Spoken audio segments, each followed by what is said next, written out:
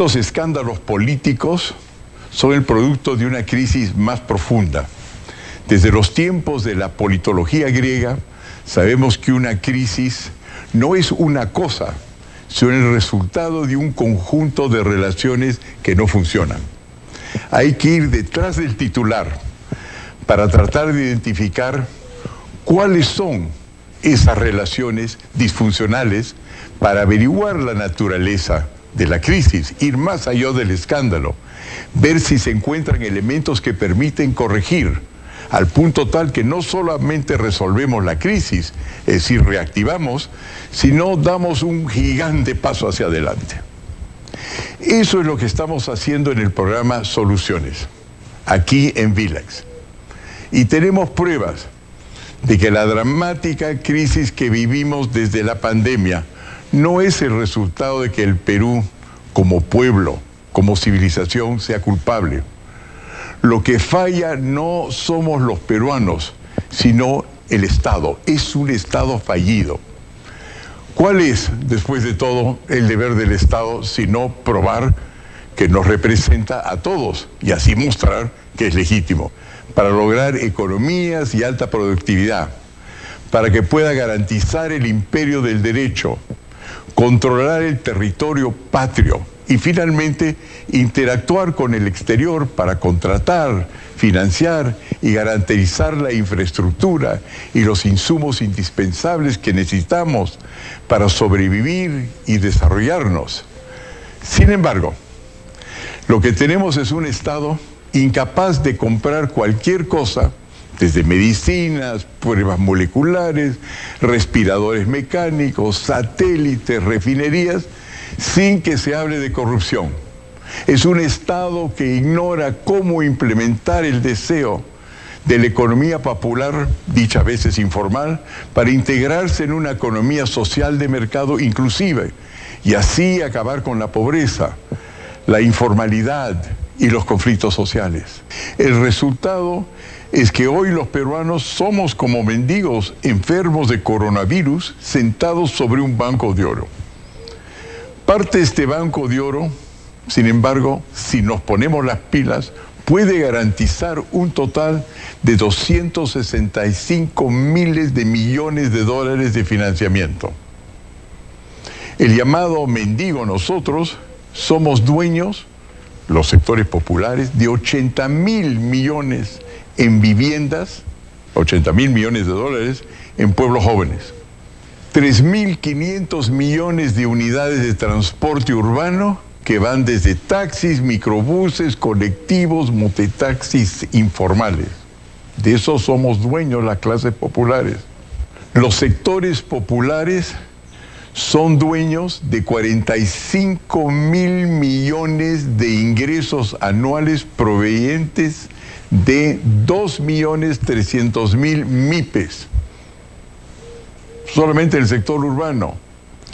Al mismo tiempo, controlan más de 136.000 millones de tierras superficiales sobre las minas y pozos bloqueados que sean de petróleo o que tengan que ver con el gas. En minería somos el segundo productor de cobre y plata y el tercero de zinc en el mundo, mientras que a nivel de Latinoamérica somos número 1 en oro, zinc y plomo.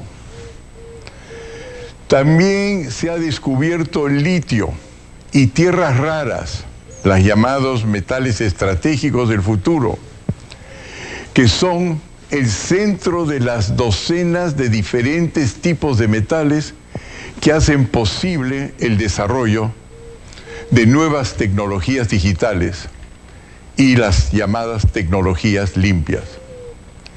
El Perú posee uno de los 6 depósitos más importantes de litio a nivel global. El litio en rocas asociadas a uranio sería el primer yacimiento de este tipo del mundo, aquí en Perú. Mejor aún, en octubre del 2017 se ha descubierto un yacimiento de litio y uranio en la meseta de Macusani, en Carabaya, Puno. Sería el primer yacimiento de este tipo del mundo.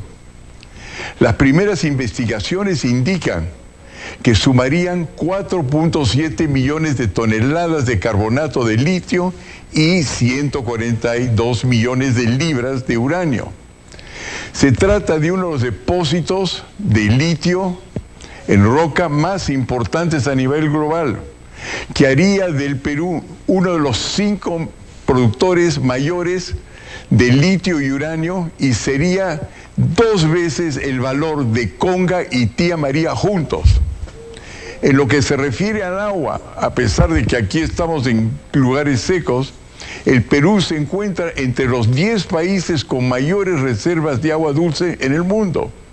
Y somos primeros en agua que cae de gran altura y por lo tanto no solamente permite desarrollar agricultura, sino masivamente daría cantidades de energía gravitacional con la cual, gracias a las hidroeléctricas, podríamos desarrollar industria y generar valor agregado. Entonces la pregunta es, ¿y por qué no se desarrollan todos estos recursos si es algo que hemos hecho antes? No es que esto sea un sueño. Veamos el caso del lago Junín, en las alturas de los Andes peruanos, donde se origina gran parte de la energía que mueve nuestra industria y que alumbra nuestras ciudades. Pero para ello, cuando se hicieron, fueron crucial documentar paso a paso quién controlaba la tierra y quién controlaba el potencial del agua que circula sobre esta tierra y quién tiene la propiedad de este lago, de las aguas que corren, y quién ejerce soberanía sobre ese territorio. Si miramos el complejo en su totalidad, veremos que primero, antes de desarrollar, era importante tener un certificado de soberanía que establecía que el lago de Junín era algo que el Estado peruano efectivamente dominaba y sobre el cual tenía un derecho soberano, y que de esa manera podía convertir el agua plácida que contiene este lago en energía.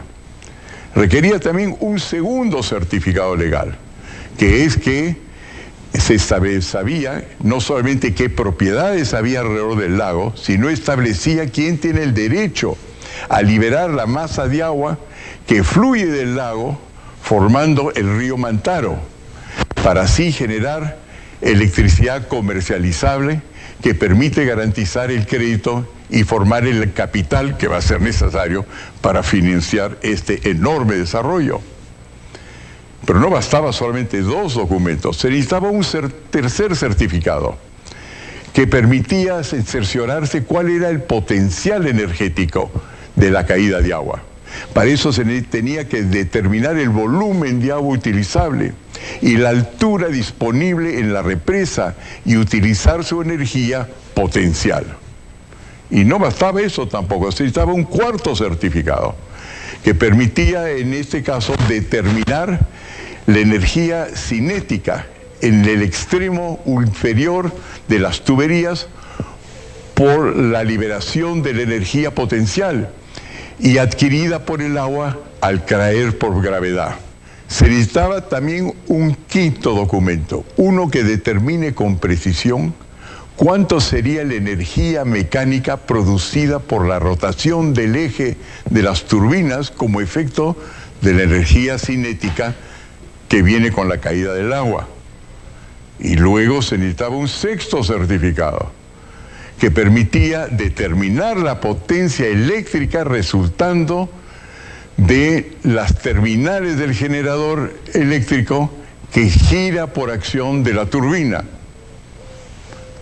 Y luego se necesitaba un séptimo certificado para que alguien se interese en inversión, que es quiénes van a ser los que van a consumir esta energía, para lo cual se necesitaba determinar los lugares de consumo de energía eléctrica y las condiciones comerciales con fines de iluminación y fuerza matriz en fábricas y en industrias. En otras palabras, se necesita para poder desarrollar un proyecto cambiar de un tipo de energía potencial a un tipo de energía ya eléctrica. Requieren 7 etapas. Esas 7 etapas requieren que alguien diga a ciertos puntos en la fabricación de electricidad quién es dueño de qué y quién tiene autoridad sobre qué cosa y quién tiene qué mano en qué bolsillo. El problema hoy día es que el Perú ha cambiado y el Estado no ha cambiado. Y el Estado ahora no puede determinar que es necesariamente soberano de un recurso, ni de agua ni minero. Pensemos, por ejemplo, un caso que todos conocemos y que es el caso de la mina estancada que se llama Conga. Cuando al presidente Humala se le pide de afirmar la soberanía del Estado peruano sobre los recursos naturales y dice Conga va, surgen la voz de ronderos y surgen la voz de autoridades locales que dicen Conga no va y Conga no fue. Se perdió soberanía. Cuando el presidente Pedro Pablo Kuczynski dijo que Conga es un proyecto en la nevera, pero oiga, en otros hay muy buena disposición de diálogo, el Estado peruano claramente indicó que no tenía soberanía sobre Conga. Y cuando el presidente Vizcarra dijo que Tía María en Arequipa no se ejecutará porque no están dadas las condiciones, indicó que el Estado peruano tampoco era soberano en Arequipa. Cuando el presidente Humala dijo que la razón por la cual no podía ejercer soberanía ni decretarla era porque la gente no había abierto su corazón a Conga. De esta manera, los últimos 3 jefes de Estado han maniatado a las empresas privadas que ya no tienen cómo asegurar en mercados de capitales que sus concesiones son seguras. No hay entonces inversión. Y a las comunidades que se oponían a las minas, en lugar de reconocer sus derechos de propiedad y darles los instrumentos con los cuales los individuos y las familias que habitan estas comunidades puedan crear riqueza, participar en ella, dialogar con las minas, más bien se les otorgan derechos que solo les permiten bloquear, masificando a gente y movilizando a extremistas.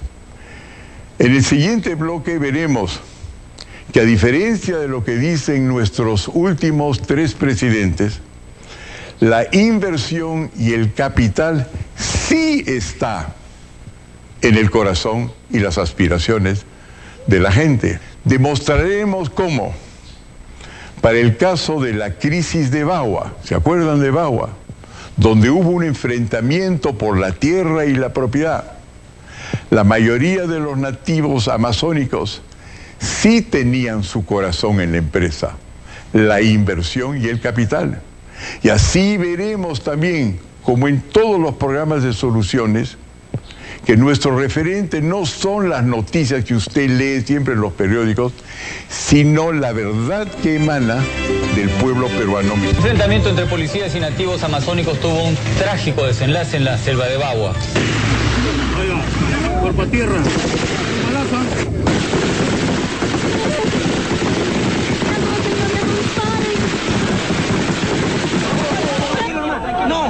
La selva de Bagua despertó esta mañana convertida en un infierno, precisamente en la curva del diablo, donde la violencia tiñó de rojo el manto verde de la Amazonía. Al Estado peruano decir, basta de la marginación, basta de las leyes que decretan sin consulta al pueblo indígena. Nos sentimos marginados, maltratados,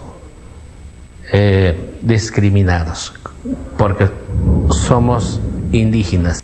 A raíz de esta tragedia y a pedido de algunas comunidades selváticas, mis colegas y yo decidimos cerrar nuestros libros, abrir nuestros ojos y viajar a la Amazonía para ver la situación directamente y escuchar de los propios nativos que estaban en un momento de crisis, que es cuando las verdades tienden a aflorar, cuáles eran las causas de su malestar, para saber de ellos ¿cuáles serían las soluciones que atienden a sus aspiraciones, respeten su cultura y les permitan defenderse y aprovechar del mundo que está en vías de globalización, que es la época en la cual les ha tocado vivir?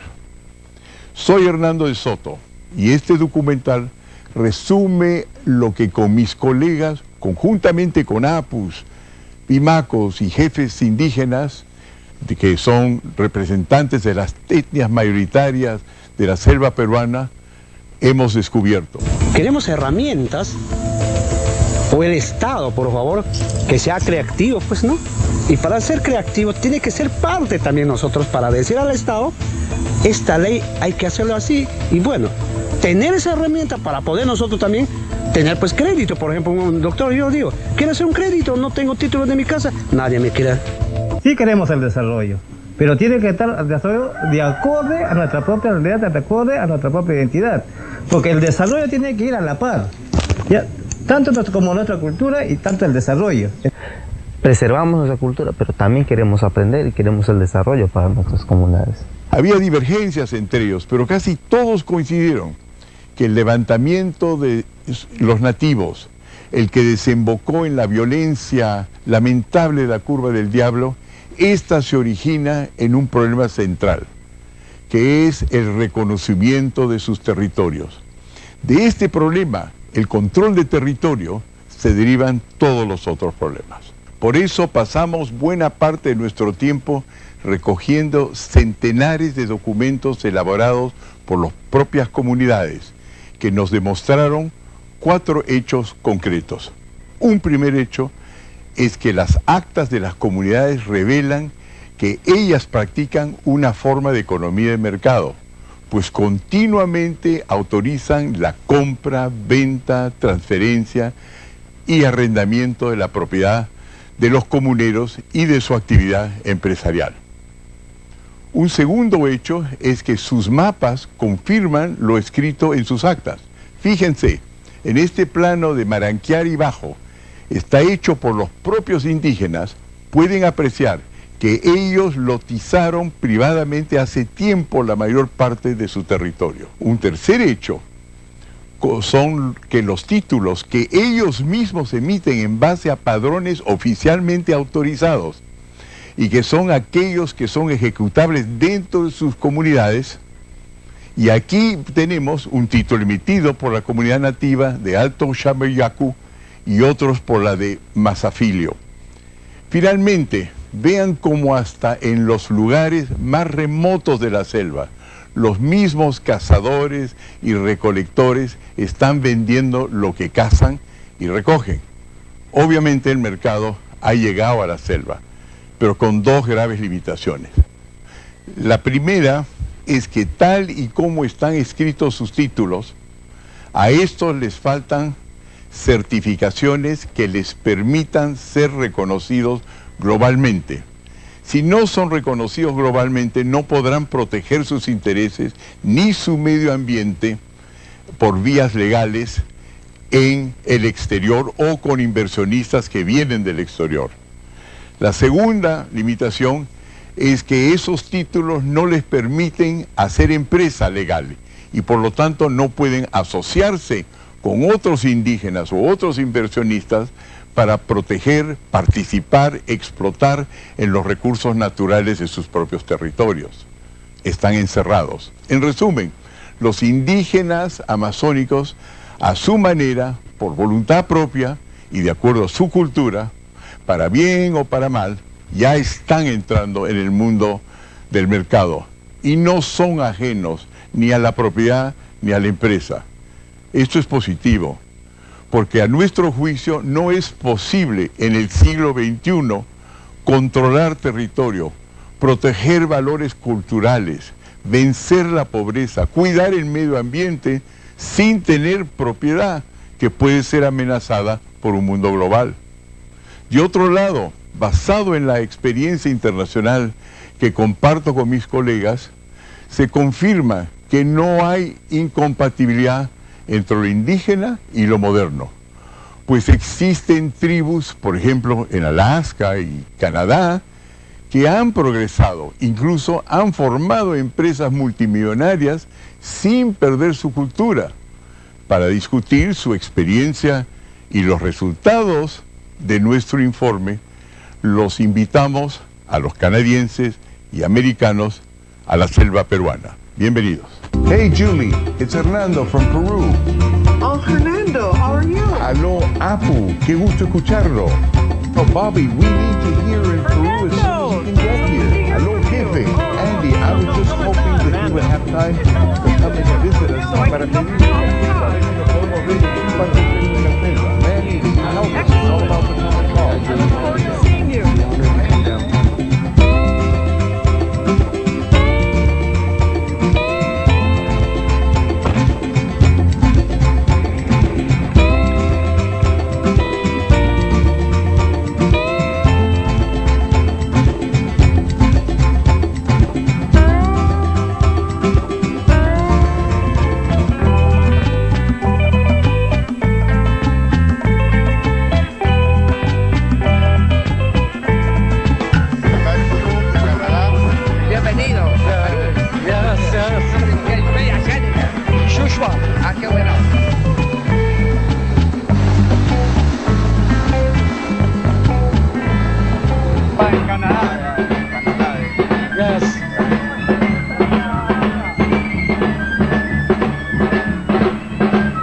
Entonces, lo que nosotros vamos a querer hacer hoy día con ustedes es ver, por un lado, cómo ellos pasaron de ser etnias y tribus como organización a volverse organizaciones poderosas que pueden lidiar con el mercado. Cómo se adaptaron al siglo XXI, sin embargo, preservando su identidad, preservando sus tradiciones. My dream is to unite the eagle and the condor so that one day all of the peoples, our peoples of the Americas, will be able to work together for a better future for future generations. Our native land is most important to us. Our motto is take our land, take our life. We come here with very happy hearts to share our experience and also to learn from you.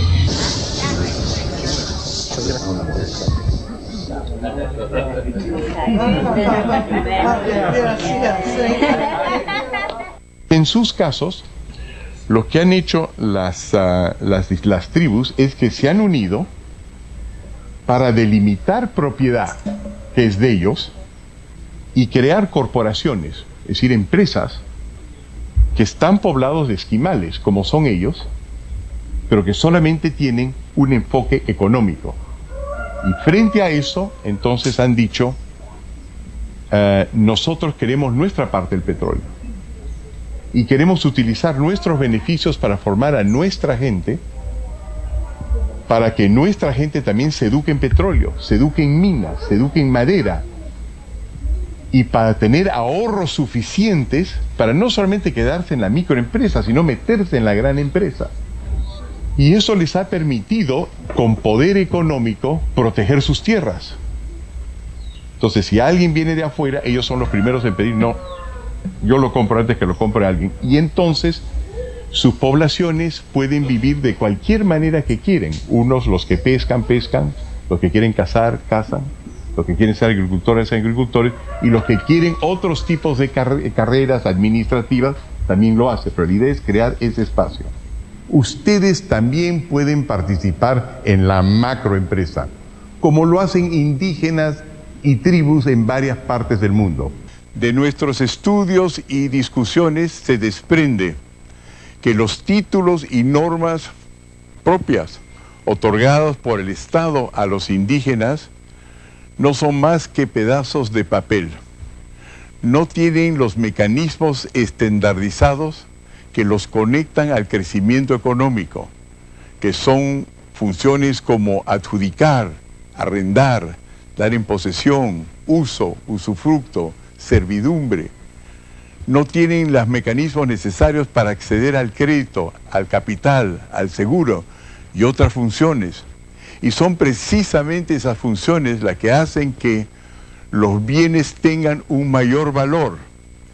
son como comparables a cuchillas suizas, que tienen varias funciones.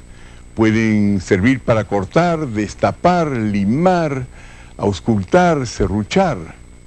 Más bien los títulos que les damos a los indígenas o que les autorizamos a los indígenas en la selva peruana, los que reciben, prácticamente solamente tienen una cuchilla, una sola hoja, que lo que hace es protegerlos en su territorio, mas no darles todas las funciones que permite que un título vincule una persona, una tribu, una familia al resto de la sociedad.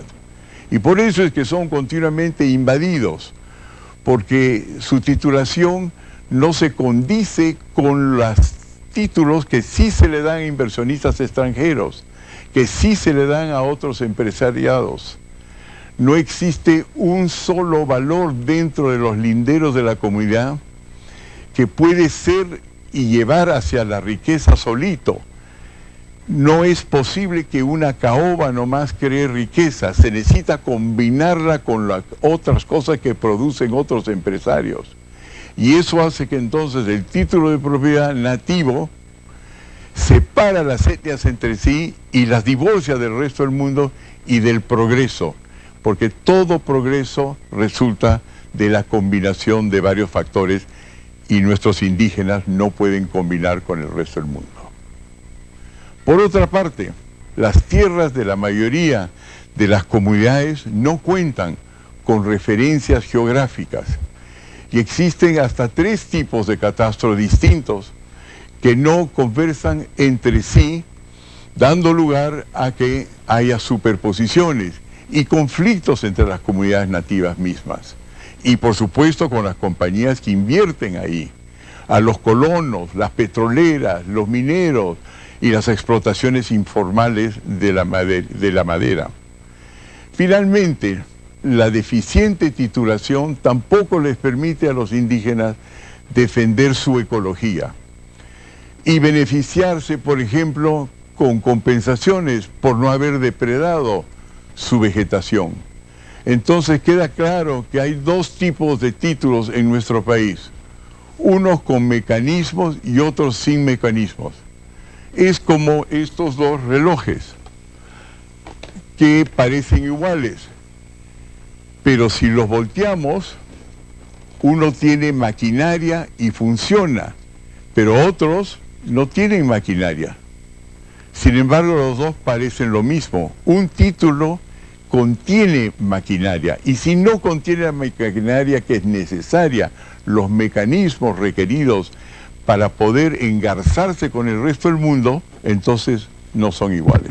El segundo mecanismo para el desarrollo son los buenos derechos empresariales. No basta solamente tener títulos de propiedad, sino títulos que permiten hacer empresa y que contienen el derecho a la responsabilidad limitada, que permiten la gerencia profesional, que separa los intereses políticos, por ejemplo, la conducción de una tribu por un APA, de los intereses comerciales, que les permiten no solamente ser dueños vía títulos, sino a través de acciones, que permiten entonces garantizar inversiones, que les permiten transferir valores tangibles e intangibles.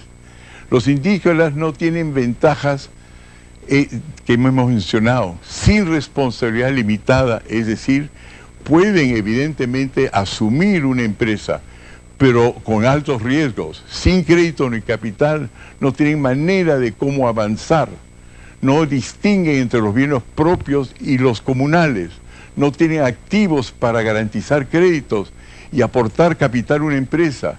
Además, cuando un indígena se muda de una comunidad a otra, pierde su propiedad en la comunidad de origen, por lo que su capacidad de acumular es casi nula.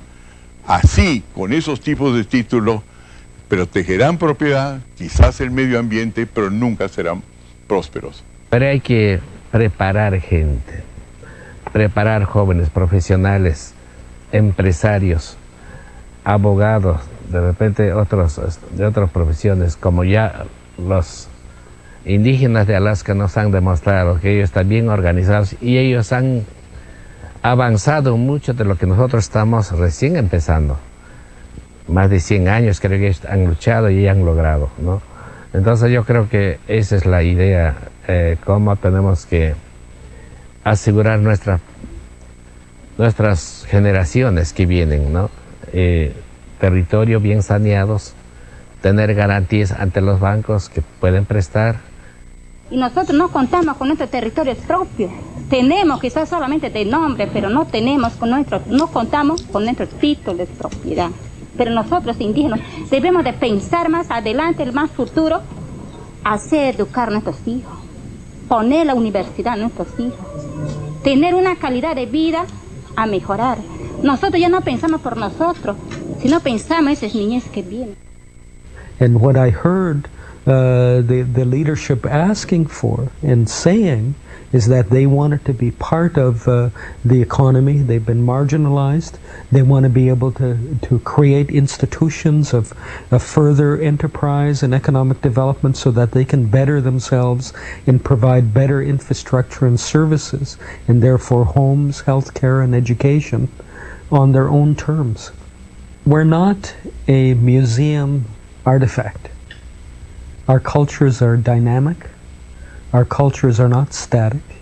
We accept new technologies. We evolve and have evolved over many, many millennia. And that's going to continue on to the future. ¿Y cuál fue el resultado de estas visitas, de esta interlocución con los nativos para encontrar soluciones a la crisis de Bagua, dándole acceso a ellos, a los mercados globales, al crédito y al capital? Bueno, no fue un éxito contundente. El Estado no nos hizo caso, ni tampoco la prensa, o por lo menos no demasiado. Pero sí se lograron algunos avances. En primer lugar, se logró que líderes indígenas que representaban a 700 de las 1.500 comunidades nativas de la Amazonía peruana, incluyendo los dirigentes principales de las etnias Ashaninká, Arawak, Yanesha y Awajún, se comprometieran a participar en un fórum de indígenas de toda América para buscar con nosotros una salida pacífica a los problemas territoriales por la vía de un régimen de propiedad efectivo, ya sea este colectivo o individual, así como un régimen empresarial que les permitiera asociarse con otros indígenas o inversionistas para participar en el desarrollo de los recursos naturales en sus territorios. Un segundo logro fue en la mesa número 4 del diálogo del Grupo Nacional que siguió a los hechos violentos de Bagua, donde los nativos se enfrentaron al Estado y estas organizaciones indígenas amazónicas invocaron ellos mismos que no debe el Estado insistir, ninguna institución pública ni las ONGs, en impulsar modelos demostradamente fracasados de agricultura comunal, piscigranjas comunales y otros, ya que el modelo de producción indígena es familiar o de familia extensa, es decir, grupos de interés. Nada de esto nos sorprende, porque nosotros sabíamos ya que en la primera memoria del primer encuentro de organizaciones indígenas del bloque nororiental del Marañón, concretamente realizado en la localidad de San Lorenzo, capital de la provincia de Datem del Marañón, en Loreto, se lee textualmente: se debe promover e incentivar el desarrollo económico a nivel de familias, asociaciones e iniciativas individuales. Y dicen claramente: las empresas comunales no funcionan, son ellos, no soy yo. Bueno, dirán nuestros detractores que esto es pura teoría y que contradice tanto el derecho peruano como el internacional. Pues se equivocan, porque durante los últimos 30 años el Estado peruano ha suscrito docenas de acuerdos internacionales empoderando acumulativamente a los informales, ya sean amazónicos, agricultores, pequeños mineros, MIPES o pobladores en pueblos jóvenes, para obtener títulos que les permitan acceder al crédito y al capital y a los mercados globales en la forma que ellos desean.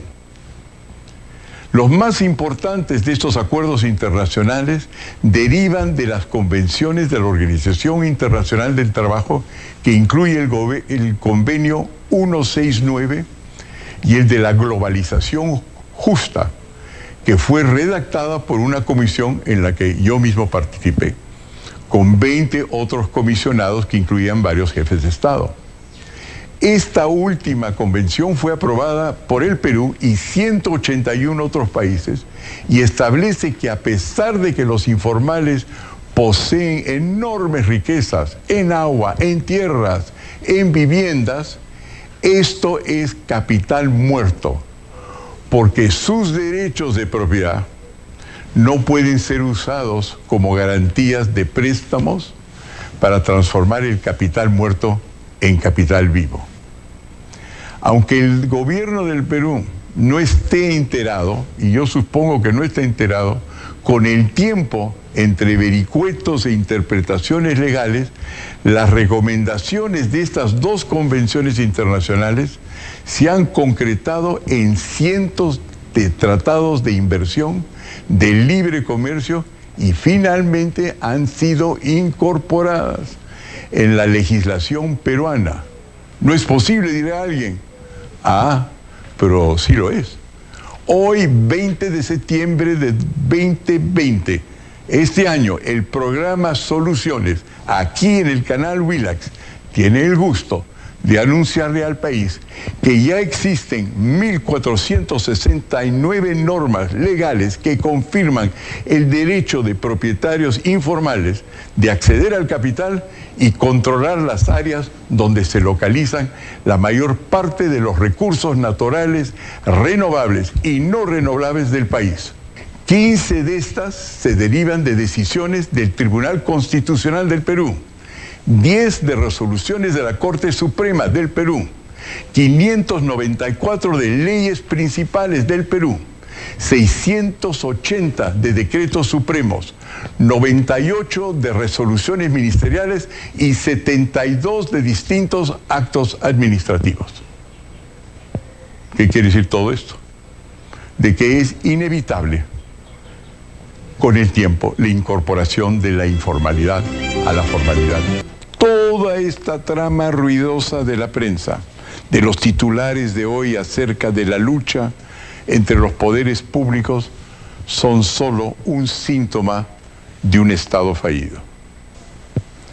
Un Estado que emite 106 normas al día, con lo cual ha maniatado a la empresa privada, que hoy solo puede proveer 1 de cada 4 empleos en el país.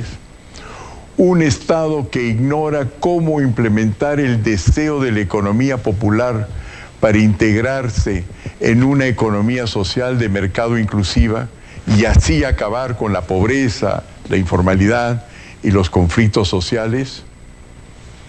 Nuestra depresión colectiva proviene de la sensación que el Perú como nación, como pueblo, no es viable. Pero el Perú tiene un gran futuro, porque lo que no es viable es el Estado fallido que existe hoy. El día que el Estado deje de atribuir sus errores a funcionarios públicos en particular, a otros partidos políticos que no están en el poder, a los informales, a la inversión extranjera, al mismo pueblo, ese día, cuando nos enfoquemos sobre cómo reformar el Estado, el Perú comenzará a despegar hacia un gran futuro.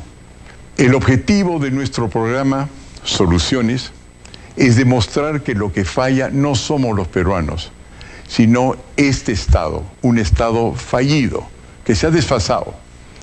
Y eso es una buena noticia, porque un Estado fallido, a diferencia de una nación inviable, sí se puede reparar. ¿Y cómo hacerlo?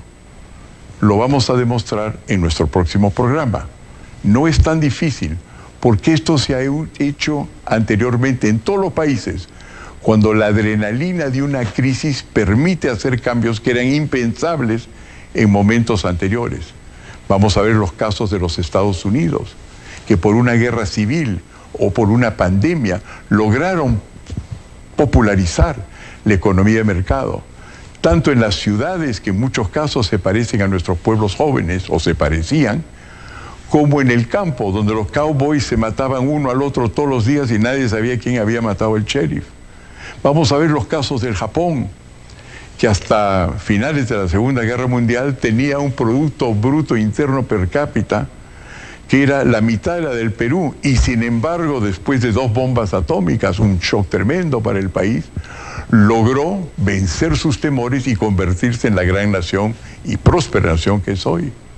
Vamos a ver el caso de Suiza, que hasta 1908 era probablemente el país más pobre de Europa Occidental, que generaba capital para hacer sus túneles en las montañas, levantando dinero no en Zúrich, sino en París, porque ellos todavía no tenían suficiente dinero, y donde muchos suizos ganaban su vida siendo mercenarios, porque eran así de pobres. En otras palabras, si aprovechamos la adrenalina de esta crisis y nos enfocamos en lo que es el Estado y absorbemos y formalizamos al sector informal, no de acuerdo a viejas normas que ya no funcionen, pero de acuerdo a aquellas que vamos a aprender del pueblo mismo y de los ejemplos de países modernos, tenemos un gran país hacia futuro. Muchas gracias y buenas noches.